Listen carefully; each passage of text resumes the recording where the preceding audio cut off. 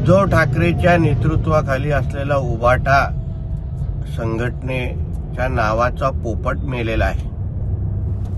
निवडणूक आयोगाच्या नंतर माननीय अध्यक्षांनी पण खरी शिवसेना ही एकनाथ शिंदेजींचीच आहे हे जाहीर करून टाकलेलं आहे। आता 22 आणि 23 तारखेला होणारं जे नाशिकमध्ये अधिवेशन आहे, जी माहिती संजय राजाराम राऊतने आता सकाळी दिली, ती खरी म्हटलं तर एक श्रद्धांजली सभा आहे। मातम मनवण्यासाठी हे सगळेजण एकत्र येत आहेत।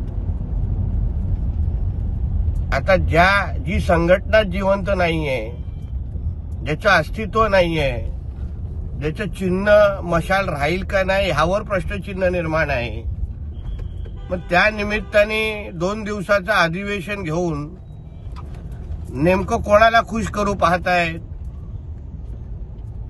म्हणून ह्या 2 दिवसाच्या अधिवेशनाकडे कोणी ढुंकूनही पाहणार नाही।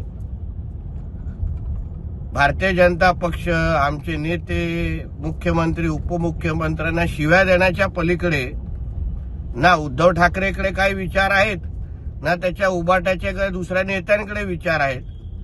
म्हणून ह्या मातम सभेकडे, या श्रद्धांजली सभेकडे कोणी ढुंकूनही पाहणार नाही असा माझा ठाम विश्वास आहे। एबीपी माझा, उघडा डोळे बघा नीट।